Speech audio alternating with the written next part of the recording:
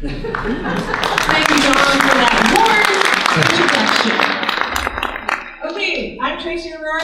Thank you for joining us today for Storytelling Isn't Just for Bedtime Anymore.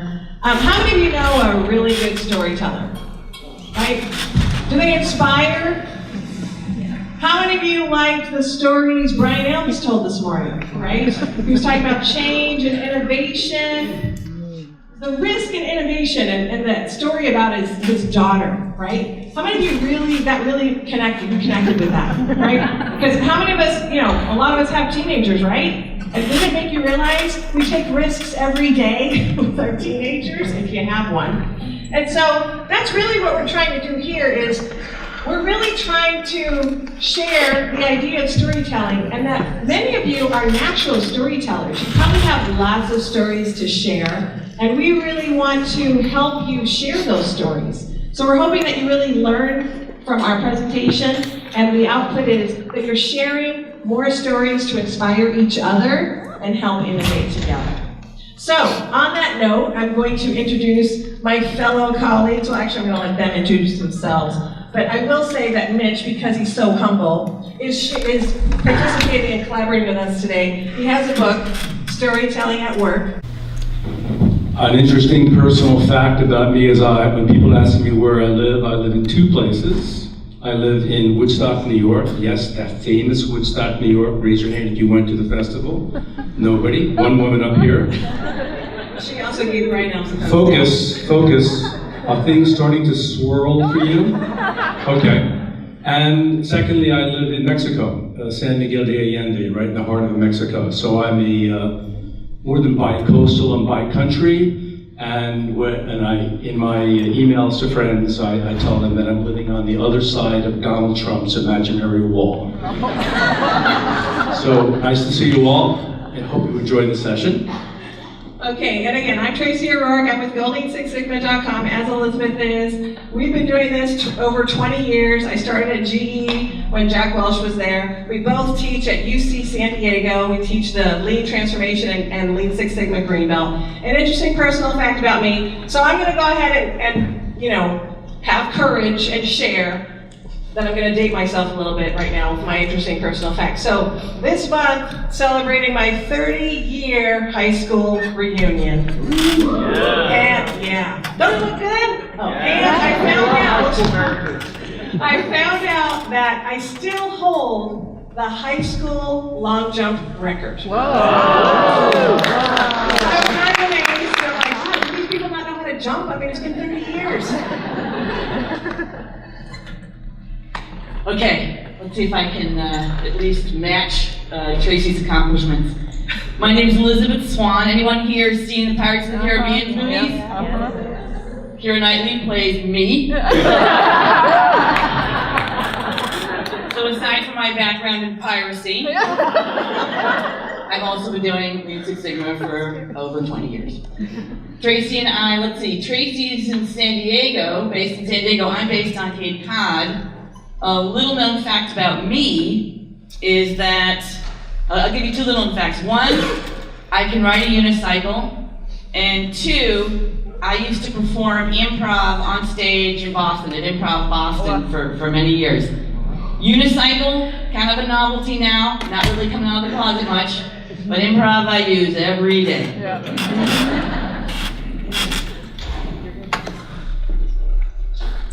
Okay, so first up, who is GoLean6sigma.com? All right, we have a mission. We want to make it easy for everyone, everywhere, to build their problem-solving muscles, and that drives everything we do. So making it easy, and we'll show you all the ways to make it easy. So we've got online training, which is used in every single county in Washington State. So everyone is using some variation of online training to supplement their lean efforts, and it's fun. We said when we started out, this doesn't have to be dry. Yeah, there are numbers involved, but it could also be enjoyable. So that's what's behind all of our efforts there.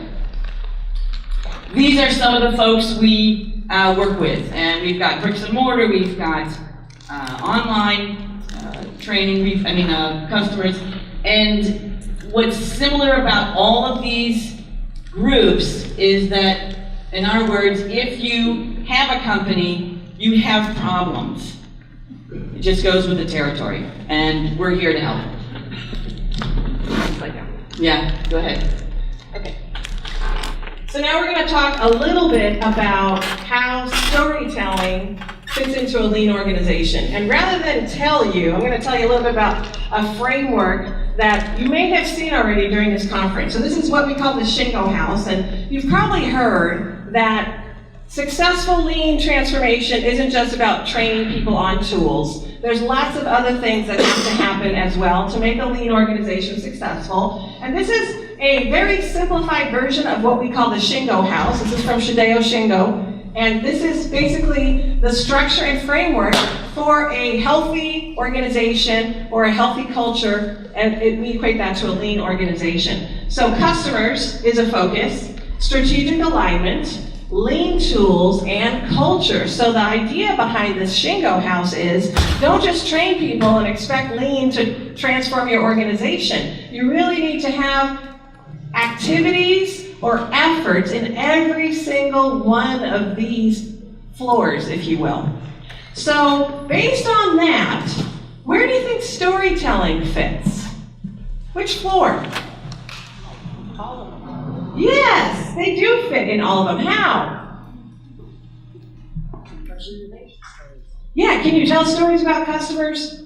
Can you tell stories about struggles with maybe misalignment or success with some of the strategic alignment, or employees not feeling like they have a sense of purpose? You know, they say a lot of organizations, we know what we do, but we don't know where we're going, right? So that's around strategic alignment. And then there's tools, right? Some people have struggled with tools. Some people have had real success with tools. We just did a presentation yesterday with finance business organization at King County about process walks. Process walks have been working great for them.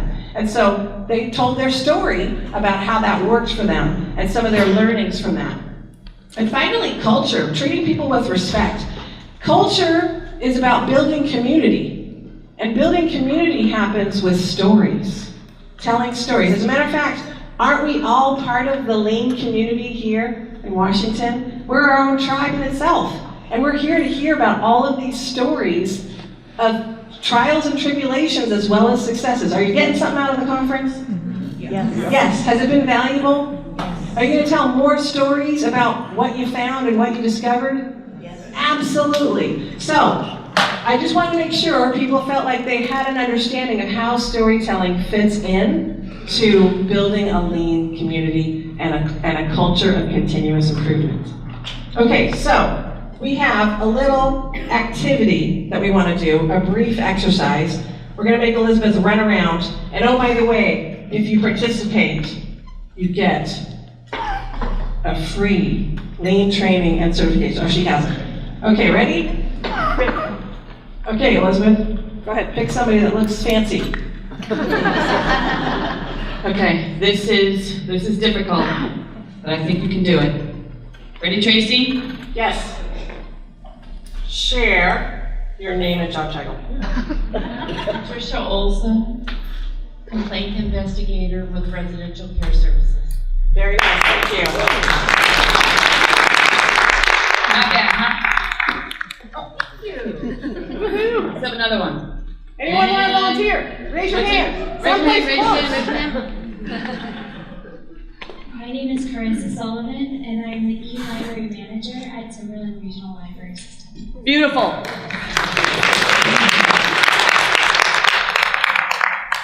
We do one more? How about two? Two more. Raise your hand, raise your hand. What? Okay, pick a dude now. Pick a dude. Where's the dude? Keep it diverse.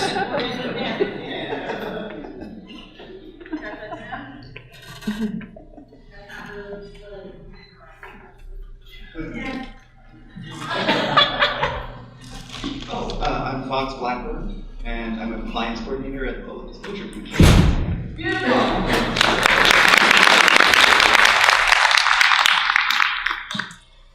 Okay, one more really interested. Here we go.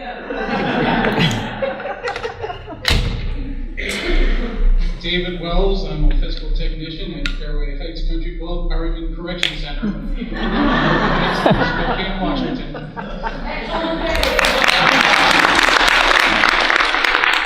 For being game, there's more. There's more. So, okay, thank you for all of those participating. So let me ask you a question. Did you feel a deep personal connection with that sharing? No. How many of you actually really connect with your title? Anybody? I mean, maybe there's some of you out there, right? I remember when I had a black belt position at GE. I'm like, what does that mean? Like, people are gonna think I'm gonna like start moving in karate chops or something. So that really wasn't enough to connect with somebody, right? So now what we want you to do is we want you to try something different. We want you to think about an interesting personal fact about you. You're actually going to share it with one person, probably the person next to you. You're going to pair up. So here's a couple of ground rules. Think about something you're going to share that you're okay with hearing or sharing, and other people are okay with hearing, first of all. Okay, that's the ground rule. It's gotta meet those standards, first of all. But think about a hobby or an achievement or a brush with fame or something bizarre if you want to go there. So just think about that, and I want you to turn to the person next to you and spend 5 minutes. You want to share, you want to hear both. One person talk and then the other person. Just share that interesting personal fact. Ready, go.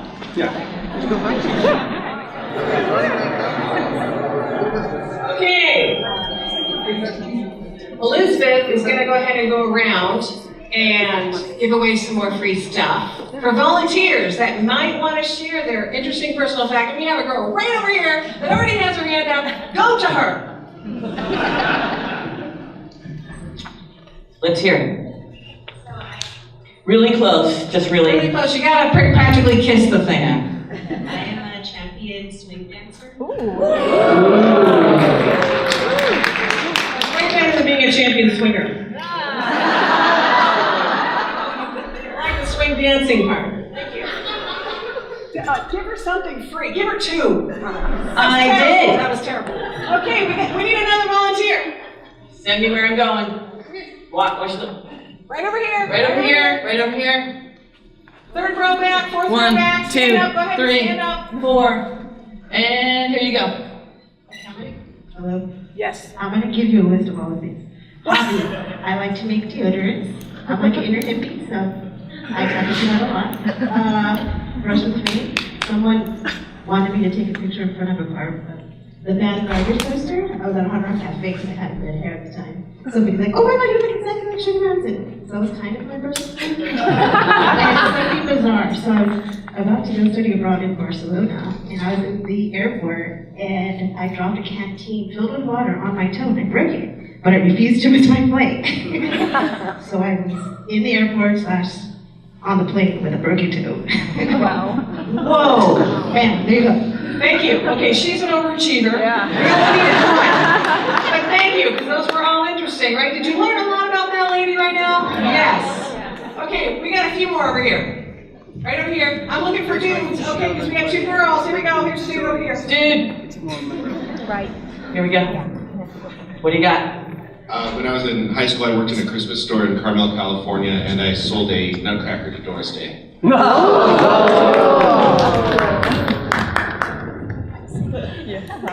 Very nice. And one more. Come on. Right over here. Because he's close. See what happens when you sit in the front?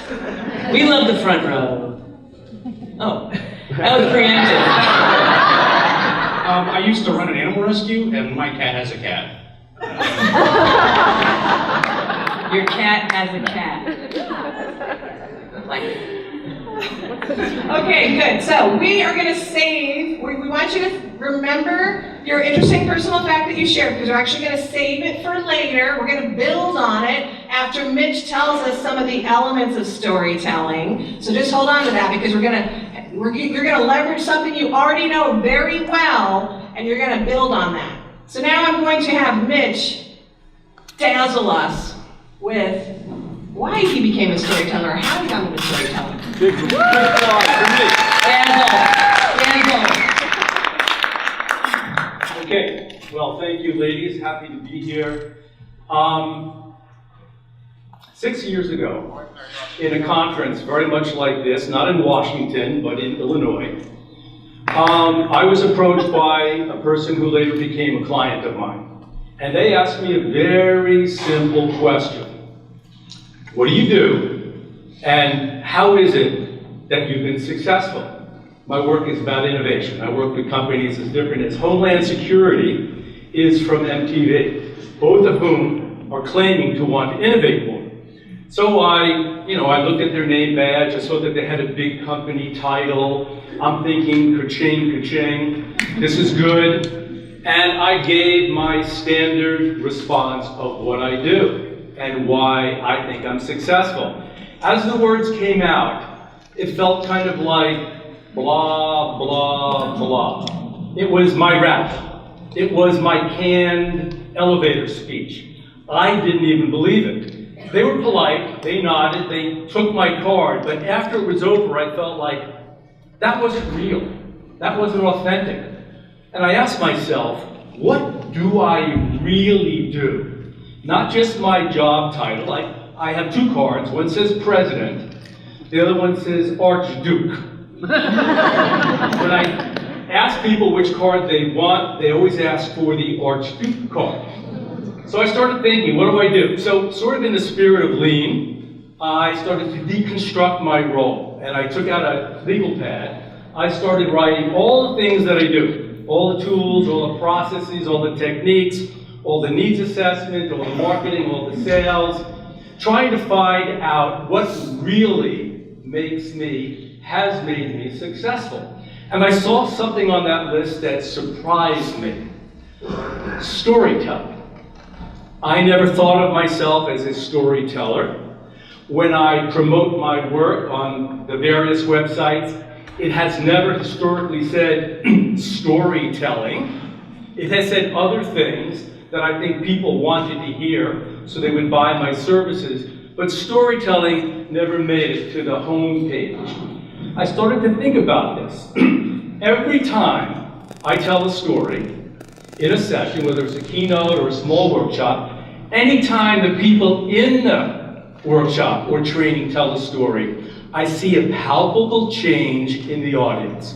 People's eyes open up, they start to smile, they lean forward, I see head nods, and I get that the story somehow is making a difference.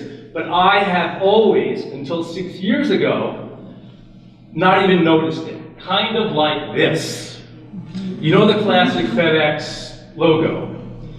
Some of you know this little story and some of you don't. I'll cut to the chase. Inside of this logo, between the second E and the X, you'll see what? An arrow. When the graphic designer hired by FedEx to make this logo, embedded that in the white space, sometimes called negative space, because it is the universal symbol for forward movement. That's what FedEx does. They take things from A to B. They move things forward. Storytelling in my life, and I'm going to make a big fat assumption in your life as well, is very much like that white arrow. It is hidden. You are telling stories, you are getting value from listening to stories, but like that negative space, the white space, you're probably not seeing it, and you're probably not acknowledging it for how powerful it can be. My task in the next 20 minutes that I have, or 25, is to increase the odds that you, your team, your department, and indeed your entire organization will notice the white arrow and begin to honor this ancient, iconic, universal, ever since the Stone Age technique of communicating. And you already, by the way, the good news is, you already know how to do it, even if you think I'm no Garrison Keillor, okay? So, here's an example. And I know some of you have heard the story before, but storytelling, much like music, can be told again and again. If you hear a Beatles song, Michelle, let's just call it Michelle, and it comes on the radio again, you don't go, change that. I've already heard it. You want to hear it again. So there's a power in a story being told multiple times. This is a five why story, going back to the Jefferson Memorial in Washington, D.C., when the parks workers, the maintenance workers, whose job it was to keep the iconic memorials in that nation's capital as clean as possible. And they spray water, they spray detergents, they do different things to keep things clean. One day they noticed that the Jefferson Memorial was particularly dirty. So they cranked up the volume, their spray increased, they went back the next day, they had cleaned it, they went back the next day, it looked dirty again. So they cranked up the volume, they added more detergent, and again, until they noticed that the detergent was starting to erode this iconic monument, which was not good news. One of the parks workers got curious. Why in DC is this monument, and this monument alone, so difficult to clean and so always dirty? So he got curious, which, by the way, is one of the elements of innovation and certainly Lean Six Sigma. And he got close. He got closer to the monument, and he noticed that what it was that was on the monument wasn't just ambient dust from the atmosphere. Let me see if I can think of the scientific name for what it was. I don't know it in Latin, but in English it's bird poop. Okay? Remember we had a flying bird in the first day at the keynote? That bird may have been part of this scenario over here. Birds in great numbers were attracted to the Jefferson Memorial. And of course, they spent some time there, and so they left their business behind, which made it very, very dirty and hard to clean. This one particularly curious parks worker asked himself the first why of the 5 whys technique. I don't think he had been through a lean training, but he was a human being, and he was curious. Why this monument and not the others? And he soon found out that the birds were attracted to the spiders that were all over the monument. They came to eat the spiders. While they were eating the spiders, they left their business behind all over the monument. Here come the parks workers having to clean it up.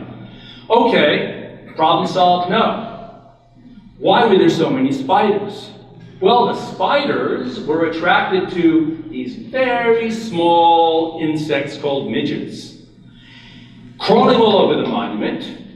The midges crawled over the monument, the spiders came to eat the midges, the birds came to eat the spiders left their business behind, the workers had to do this number and basically almost ruin the monument with the detergents. Okay, problem solved? No.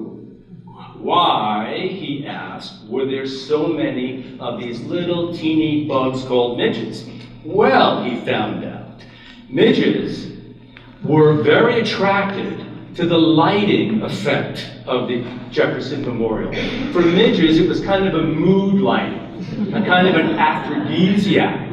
Like you might put candlelight on in a romantic moment with your significant other. The midges found the lighting of the Jefferson Memorial completely sexy. So in great numbers, they procreated. Covered with midges, here come the spiders, here come the birds, here comes the bird poop, here come the park workers, and so on and so forth. At that point, having gotten down to the root cause, if you will, this team of park workers realized that they could change the game. They could eliminate the attraction of the midges, which led to the spiders, which led to the birds, which led to the bird poop, if they changed the lighting at the Jefferson Memorial. So they decided to turn the lights on a half an hour later at sunset.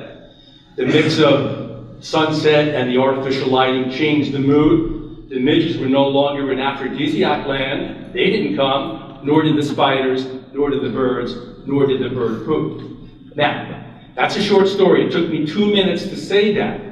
But I have now given shape, okay, flesh on the bones, to a principle and maybe a technique that you even teach and use, but it's way different in the mind of someone hearing that story, which creates a mental picture of the need and the progression And you could see it in your mind. A good storyteller is giving images and details that creates a movie in your mind. It's way different to reflect back on that story than me telling you, do the 5 whys.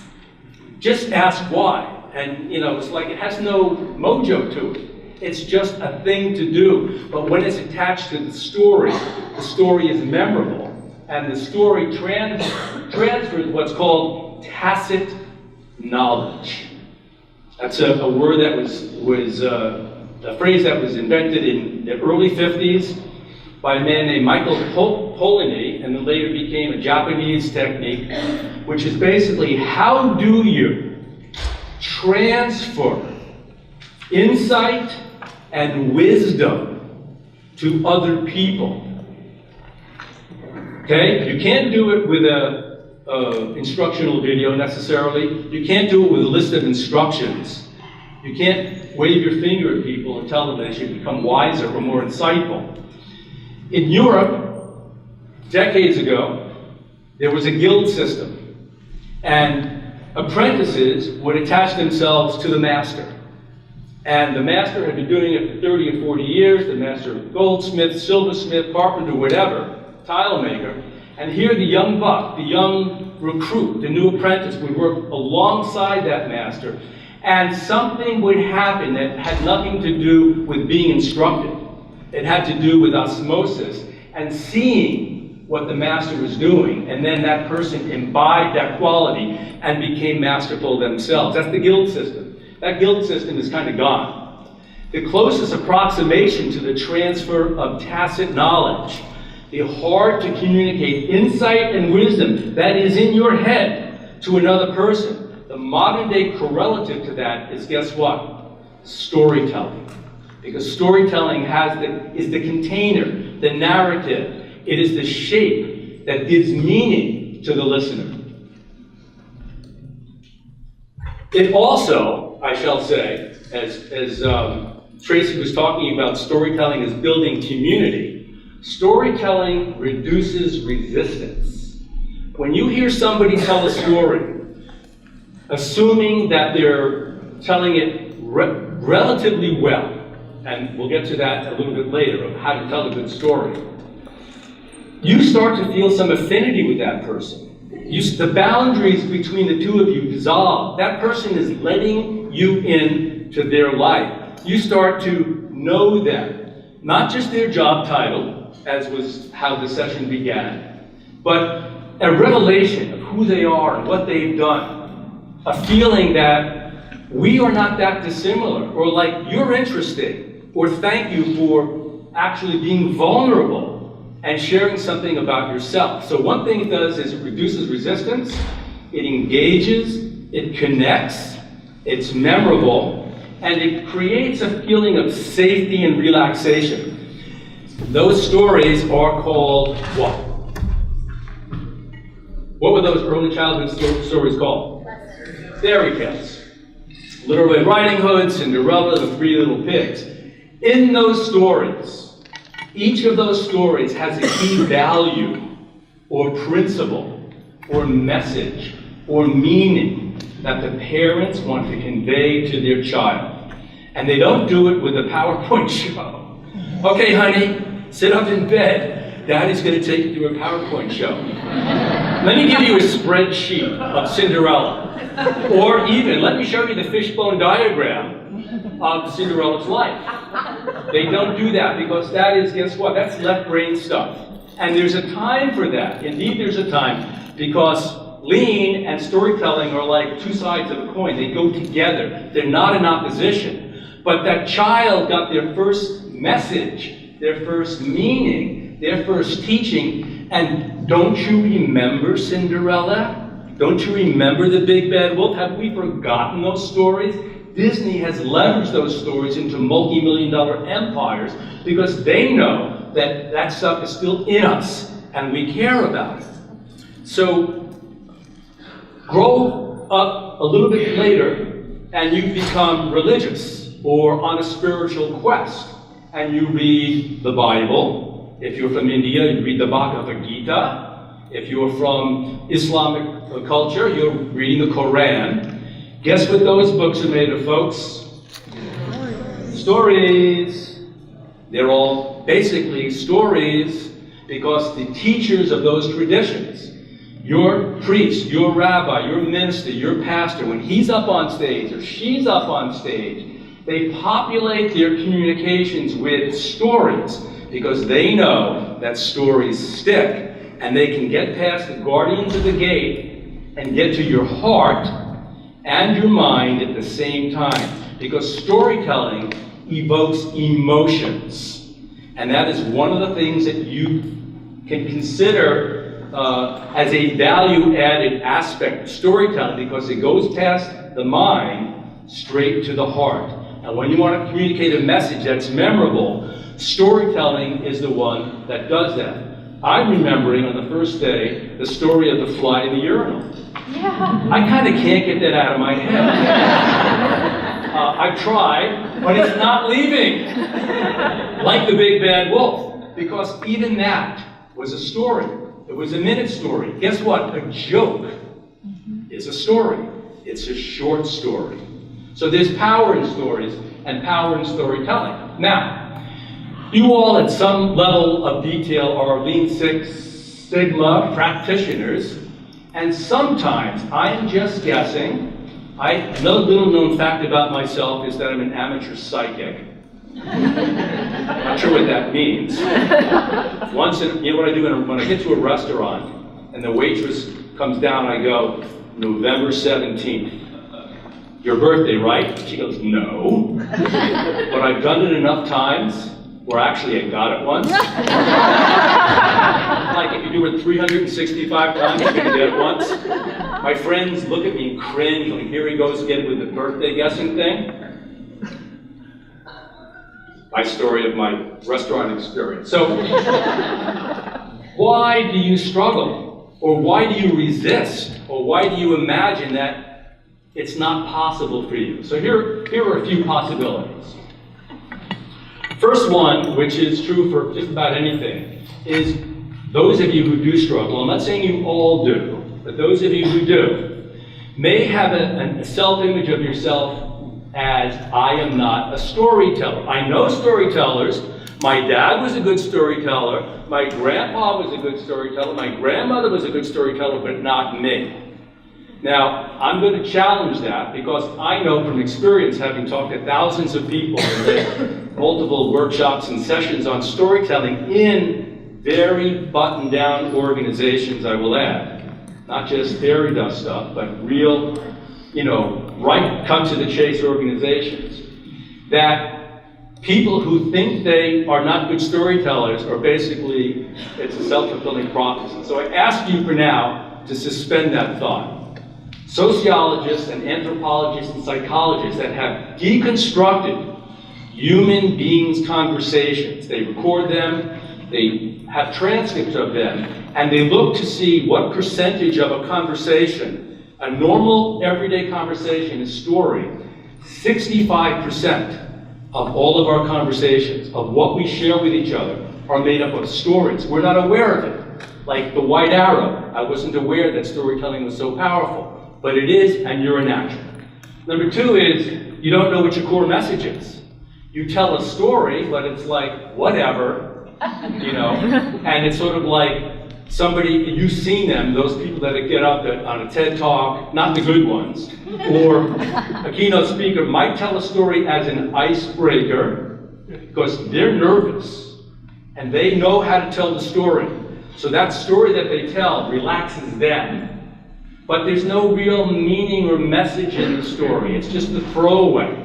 So if you know what the purpose is, like the mid-story, the Jefferson Memorial story is about the power of asking 5 whys, when I tell that story, or you tell that story, there's meaning behind the story. It's not just an icebreaker or a random moment. The third reason why you resist or why you're not telling more stories better is because you don't know who your audience is. So you have to tune in. I know I was coming to this Lean conference. This is a different mindset, a different set of experiences than when I'm at MTV. And the stories that I would tell at MTV are probably not going to be Lean Six stories, but it'll be something else. So you have to be aware of who you're talking to and identify the story that's appropriate for that audience, even if it's one-on-one. You could choose the wrong story. You have many, but if I told you the Three Little Pigs right now, you're like, and your point, Mitch? Yeah, I know the story with the bricks and the whole thing and the big bad wolf. Okay? So choosing the right story, and in a little bit down the road in this session, you're going to get a chance to identify your own story to consider practicing and telling on the job so you can move the Lean Six thing forward. Becoming too preachy, some people just use a story as a way to be the professorial and tell people stuff. It's like the setup to actually get up there and wag their finger at you. People pick that up. Storytellings are meant to engage, not to be didactic. So you got to get in and get out. Okay, that's the fifth. The big one is not practicing. Like anybody who's good at anything, music, art, you pick your genre. Practice makes perfect. So if you have a story, you need to think about, how am I going to practice? Sometimes I walk and practice my story. Sometimes in the car, I'm talking to myself. Sometimes I tell the story to my kids or my wife and ask for feedback. I don't just show up at the place and tell a story. So practice is part of it. The seventh is to tell a story in a boring way. Okay? Flatline, monotone. Once upon a time, I was a Six Sigma practitioner, and my house burned down. The fire department came in, and then they left. Okay, remember Stephen Wright, the comedian? Okay, he gets away with that, but we won't. Okay? And not understanding story structure, which is where I'm headed. Because this is a Lean Six audience, and because I know you like lists, right? This is a list-centric audience. And I love lists, by the way. Astrologically speaking, I'm a Virgo. People make fun of Virgos because we like to have things tidy and organized. And one way I do that is make lists. It makes me feel good. It gives me the appearance of control, even though it's irrelevant. So here is your list of the 5 elements of a story. Here we go. We'll get to that in a second. One is a character. That's the hero. That can be you. It can be a customer, a client. It can be somebody else, like in the fairy tale zone. There's a character. The character has to be likable, and you have to have a sense that that character has some personality. So make sure you express some details that gives the character a life. Not just once upon a time there was a salesman, but it was a salesman with a small scar on his left cheek and a big top hat, chewing bubble gum. That's more interesting. It took me an extra 15 seconds, but as you saw that image, you're going to remember that more than just a generic salesman. So make the character believable and specific. 2 is a setting. All stories happen somewhere. Star Wars happens in space. Other movies happen other places. If you're telling a story, give the listener a sense of the place, where you were. Paint a picture so it's based in time and space. 3 is a plot. That's the narrative. First A happened, then B, then C. There's a sequence to things. And if it's a longer story, there are subplots. That's how movies are made.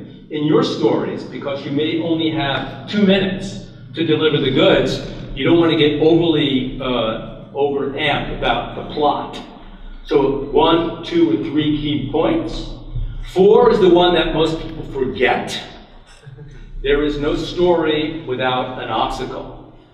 What is the big bad wolf in your story? What is in the way? And paint the picture. What is the conflict that you're trying to overcome? If you're trying to tell a story to reinforce the methods or the value of Lean Six Sigma, what is it you're trying to overcome or lessen? You have to make that point very clear, otherwise you don't have a story. You have just, you're telling something to somebody, but it's not really a story, and it is unlikely to stick. And the fifth thing is resolution. That means there's a happy outcome. Something good happens. A best practice. Sales go up. Cycle time decreases. Teamwork increases. Something of value happens. That's the outcome. That's the punchline. If you're listening to a symphony and it's like da-da-da, you kind of want it to go da. If there's no da, you go home and you feel bad. You can't really eat lunch very well. You want somebody to come up and just go, tell me, will somebody just say da?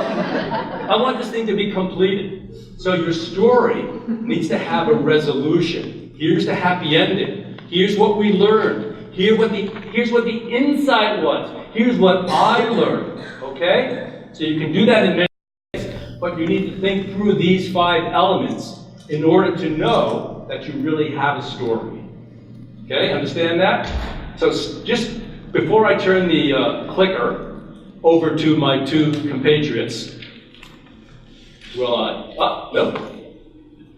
One more thing. Raise your hand if you've ever heard of Joseph Campbell. He wrote The Power of Myth. Brilliant man, no longer with us, who studied stories in every culture in the world. Every hemisphere, every country, every place. And he discovered, after thousands of stories that he's read and studied the roots of, that all stories basically were made of these 5 elements. This is the DNA, if you will. They distilled down essence of it, and that every story, the hero went on what he called the hero's journey, which is as simple as saying, the character, that's you, or the person you're telling your story about, on a noble quest. Whatever that quest, let's get to the moon. Let's reduce cycle time. Let's end world hunger. Let's end hunger in Tacoma and collect more food. Whatever it is, there's a hero on a quest with obstacles. There's a plot, and there's a resolution. Those are the 5 elements. If you decide to tell your stories and apply them in the workplace, one-on-one, small groups, or at some point standing up on stage, your story must have these 5. If you want to get better at telling stories, oh my God, look. I wrote the book. And that, by the way, is a silhouette of me, taken in a cafe without me knowing it by a very, very creative friend of mine who sent me this. He said, I got the cover of your book. And he didn't charge me a penny. God bless him. So we're going to give away 10 of these at the end. That was my little commercial. With that being said, I'm going to hand the proverbial book over to my colleague, Ms. Tracy O'Rourke. Thank you. Okay, so we're all here to learn, right? So here's what we thought would be easy, yet challenge you just enough to be confident. And that is to think about the interesting personal fact that you shared with your sidekick, and think about how would you expand on that interesting personal fact and include the 5 elements of a good story. Maybe you already covered some of that. For example, when Doris Day came to your store, you had the setting in there, you had the character in there, and so there are a few elements already in there. So recognize maybe that you already had some of those elements in there, and then try to expand on that a little bit. It's an exercise. You're safe. It's okay. You can be vulnerable and courageous in this exercise. Are you game? Yes. For a free book? Yes. All right. So go ahead and try it. Just practice. Doesn't have to be perfect. Try it. If you want to pick a different personal fact, go ahead. We're flexible. And then just hear the other ones row. So we're going to give you about 10 minutes, and then maybe some of you brave souls want to share it. We might share a few for a book. Go. Okay. So tell us. Let's do a thumbs up, thumbs down. Was that easy or hard? Thumbs up, thumbs down. What do you think? Okay, so was that just enough of a challenge to take the familiar a little bit and maybe go into new territory of trying something? Yes? Good, okay. Did you learn something about the person that you paired up with? Maybe have a connection, go for drinks later? All right, so, any brave souls out there for a free book from our fabulous Elizabeth Swan in the middle. She's in the back now because we don't want to discriminate by geography of the room. She's gonna go to some poor soul sitting in the back right now. And how about just share your personal fact story? We're not gonna necessarily say you missed these. We just wanna hear what you came up with. Would you be okay with sharing? My name's Corey, and my story is about me getting trapped in a building. My husband and I and our son were on our way to Seattle, where he was going to be officiating the wedding, and afterwards we were supposed to go to Spud's on Alki for fish and chips. Except after the wedding he officiated, and we were all in the car, I didn't take the exit. Kept on going, over the West Seattle Bridge, and I'm like, okay, I'll get off on Royal Bra. And it was a Yankees game, and the Mariners were playing them. So I turned to my husband, I said, hey, you want to go to a Mariners game? He's like, sure. So I let him jump out, gets the tickets, comes back and grabs our 3-year-old, and I start looking for parking. Can't find anything. So I circle the block one more time. I'm in the back of all these buildings. To the left of me, it looks like the Coast Guard station and warehouses. To the right of me, I don't know what this building. I pull in, $40 for parking, and cough it up. Now I've got a 3-year-old with little tiny legs. Get out of my car, lock it, and then make my way up the stairwell. Can't get out. Every door I try is locked. So I get out to a door that's unlocked, and I'm standing there for a second, just kind of looking around, going, well, what am I supposed to do now? And out comes literally the King 5 news team. Greg Copeland, the sports gentleman, it's the weekend crew. And I'm looking at them going, I don't think I'm in the right spot, I'm trying to get out. And they helped me out.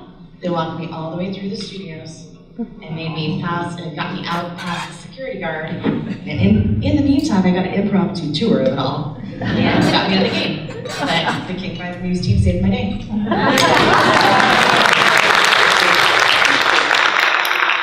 So that is a story. If you double click on that story, it's a story about unexpected grace. It's about surprise allies that show up that you didn't anticipate, serendipity. And if you were going to tell that story in your organization and to your team, you might want to emphasize those takeaways that are embedded in that very beautiful and real-time story. So thanks for sharing. Great job, you get a free book. Storytelling at work. Okay, we gotta get Elizabeth's attention in the back. Who's next? Going with the dude. All right, as a young, immature, and experienced 18-year-old kid, I spent most of my first year in college in England. I took a side trip to Greece. And the first night in Greece, I got my airplane ticket and half my money stolen. And so I was at the U.S. Embassy with the phone in my hand, ready to call home to be rescued. I hung the phone up. I never called home. I survived for 2 weeks in Athens, Greece. And part of that survival is I ended up back in London in a busy train station and discovered I didn't have enough money to buy a train ticket to where I was living. So after a few minutes of problem solving, I decided I had some t-shirts in my suitcase. And I pulled, I thought it was probably my best American t-shirt out and started walking around the train station saying, t-shirt for sale. The t-shirt had a huge picture of a hamburger on it. And the t-shirt said, eat me at this particular restaurant. And while embarrassing, it got me the fare to get back home. I was able to survive, and as an 18-year-old kid, learned really valuable lessons on how to be creative and solve problems. Beautiful, beautiful. So, if you were tasked with the opportunity to talk with your team about the qualities of adaptability, flexibility, spontaneous creativity in the moment, that story would be a perfect one to tell. And after you tell that story, then you get to ask the other people on your team, who else has a story about adaptability at work or spontaneity at work? And you find that there are other people with their versions of that story, and it actually emphasizes and sparks those qualities, brings them from latent and inert to active and on the table. So that's a great story to tell more than once, not just here, when you get back to work as well. Thank you. Thank you. All right, another. We got All lots right. of- This is great. Look at all these hands. We got hands and looking around, going around the circle. Okay, quicker, faster decision making. I know, it's fast. Okay, let's start going in reverse order again. Okay, what you got? Hold the mic very close, like Yeah, you're really kissing close. it.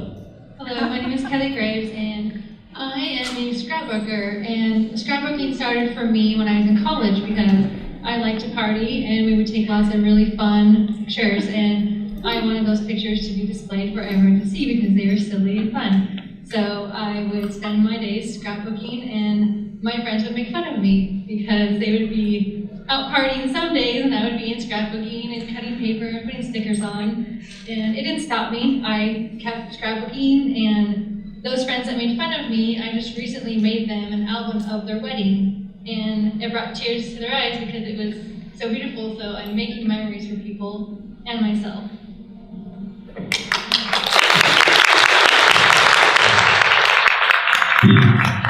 The power of making something visible and visual to express appreciation, and the art of going beyond the obvious and the call of duty. You went beyond the call of duty, you made a difference in those people's lives. Thank you for that.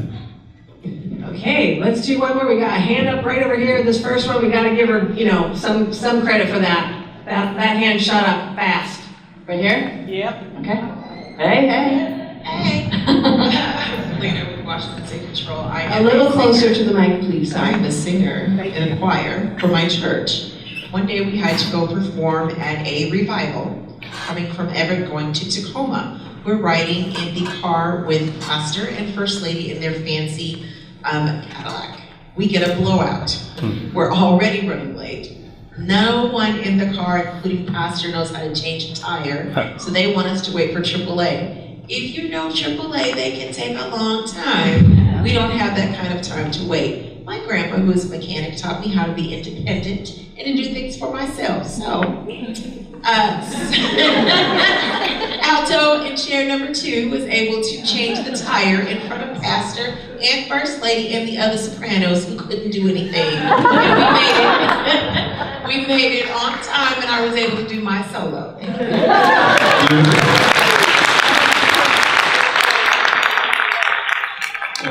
One way that she could use that story in the workplace is a prompt or a provocation to get people on your team to share their little-known talents and gifts. Because on your team, we don't know what each other's skills are. We know what we do in the workplace, but there's this whole other bunch of stuff that we're really good at that no one knows. And if you're trying to build a community, build a team, giving people an opportunity to express those particular skills and gifts that they have, as you just did with us, is one way for that team to bond even deeper. So thank you for that.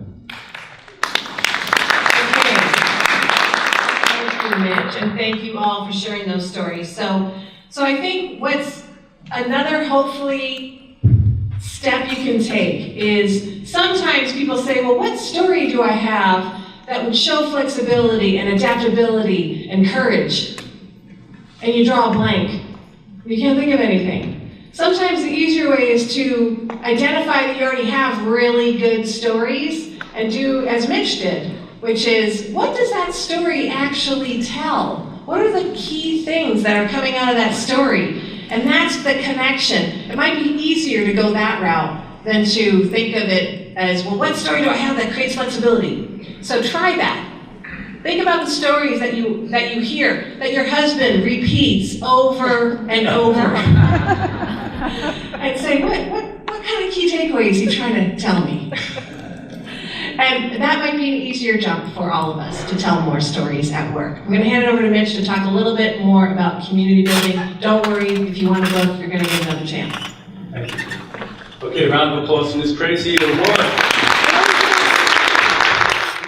If you have ever attended a team building training, workshop, or session, okay, that's like about 94.3%. I teach team building and team development sessions. I go around the country and sometimes out of this country as part of my work in the innovation world to do that, because there's no innovation without teamwork. What I've discovered is that the simplest, least expensive, cut to the chase way to build a team is, guess what? It starts with the word S. Storytelling. When you get your group of people, your peers, your tribe together, and give people an opportunity, as we just did in this room, to share real-world stories, their own experiences or maybe someone else's, that team bonds at a very rapid rate. People feel like, I know you now, I feel for you, I had the same experience, so we have a sense of affinity for each other and appreciation for each other. We're no longer just a box on the organizational chart, but there's vulnerability, there's fun, there's engagement. All the way back to the beginning of recorded history, that's how wisdom, information, and insight was shared. Before there was writing, there was the oral tradition. Cave painting as a form of storytelling. Our way back ancestors, the Cro-Magnon Neanderthals, gathered around the fire at the end of the day, and guess what they did to survive? They shared their stories of the day with each other so that they would have a better chance of succeeding tomorrow and not be eaten by the leopard, the lion, or the whatever. So if you're interested in building community and building teamwork, storytelling is one simple, quick, and effective and elegant way to do that. So know that. Now, the one thing about, viral videos, cats, on the piano, the cute little, cat viral videos. Before there were viral videos, there was viral storytelling. And a good story travels. So I'm going to tell you a 2-minute story from the Mideast that you have my permission to adapt, borrow, steal, use, apply. So this is like no extra charge for this. I tell this story when I go places that have engaged my services to raise the bar for innovation, or creative thinking, or out-of-the-box thinking. Every company has their own favorite phrase for this. But when I walk into a room full of people, and they may have been sent there by their boss, they may not have signed up. Maybe they feel like, oh my God, I gotta listen to this guy all day long. And I know that I have to establish rapport quickly, and I need to set the context for the day. So I could have a slide that goes, the 5 deliverables for today are, or I can tell them this story. So I'm going to tell you this story that I tell them. So once upon a time, maybe 50, 55 years ago, I think it was in Egypt, there was a very wealthy merchant who suddenly died, and he had a fortune. And when he died, at the funeral, everyone was weeping and crying. They loved this man. He was so benevolent and so kind and such a brilliant businessman. He left his fortune behind to his 3 sons. The eldest son, the middle son, and the youngest son. And after the funeral, the Grand Vizier, his comptroller, the man who was in charge of the money and the legacy, gathered the 3 young lads together and read the father's will. And in the will, among other things, the rich, now dead, merchant left his 17 amazing, beautiful, healthy, studly camels to his 3 sons, with the instruction being that half of the camels would go to the eldest son, 1/3 of the camels would go to the middle son, and 1/9 of the camels would go to the youngest son. Pretty simple. Except you really can't divide 17 into half, or thirds, or 1/9. So the 3 young sons started arguing and fighting and yelling and screaming and coming up with all these harebrained schemes about what to do, and nothing worked. So they got to the wall, they got to the edge of like, holy, whatever the Egyptian word is, fill in the blank for that. We don't know what to do. We need to call the resident wise man, the wise man of the province. he'll know. So they sent word for the wise man, and the wise man hears that the 3 young lads are in trouble, and the wise man loved the merchant, who was one of his good friends and a respected part of the whole scene in the area, so he comes to the 3 young lads' home riding a camel.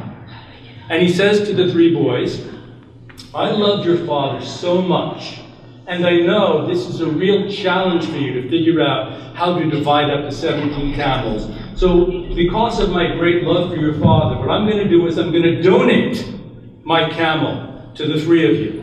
You now have 18 camels. So 1/2 of 18 is what, boys? 9. Good. 9 go to the eldest son. 1/3 of the camels is what? 6. That's right. 6 goes to the middle son. 9 and 6 is 15. We have 1/9 to the youngest son. You get 2. 9 plus 6 plus 2 is 17. There's your 17 camels. Oh, we have 1 camel left over. I guess I'll get back on and ride home. Exactly. So you got it without me telling you the 6-5 deliverables and the whatever. That is what's called an elegant solution. It is not a non-obvious solution. An out-of-the-box solution. Everybody wins. And he even gets to keep his camel. So if I'm going to start a brainstorming session, a creative thinking workshop, culture of innovation day, whatever, with people, I might choose this story to start the day. It took me 90 seconds to tell it. And then I say, today, ladies and gentlemen, is all about you, with me being at your service as your handy-dandy facilitator of the process, finding that 18th camel. You with me? And they go high-fiving each other. And then it becomes a meme that the 18th camel becomes a language a shorthand that they can use with each other to talk about this mysterious thing called elegant solutions. Okay, so you understand the power of the story. You now have that story that you can tell on your own. So the last part for me before I hand this, I have time? I don't have time. I'm handing this mic over now. Watch how I do it. Not a mic. You thought this was a mic? This is a mic. This is a clicker. Okay.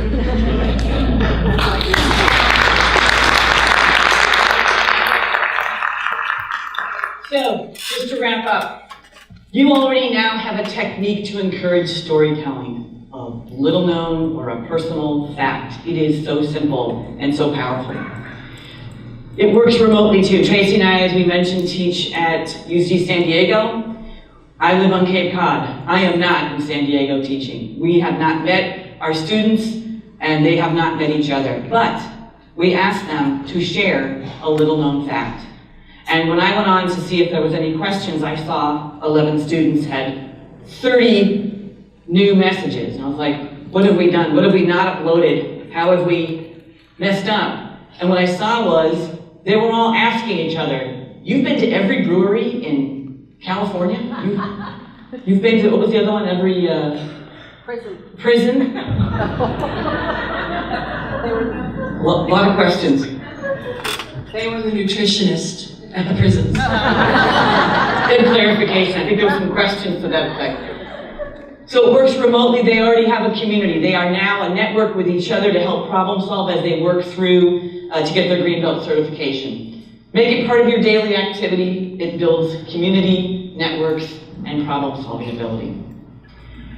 Questions for you to use. We use personal fact. Here are some other great ones for you. I love the last one. What was your first car? There's a story there every time, and it's great. Now, once you're through with an effort, these are great ways to get stories from other people or to think about yourself. Once you've done some kind of a lean effort and you've got a team, sit down and say, what would you have done differently? What was the best thing that happened? What was the unexpected benefit? What were some of your aha moments? What did you connect with, or who did you connect with as a result? And what did you learn that will change the way you approach things forever in the future? These are great. These are all stories, and they're not We reduced it to 22 days. We cut defects down to 3 a month. These are the stories that people listen to and make the work you did relevant. Okay, and just a few other things. We've got Mitch's book at Idea Champions. If you didn't get one today, you can get one online as well. We've got a few extra for anybody that wants to come up. It'll be first come, first serve, but not yet. Don't hurt each other.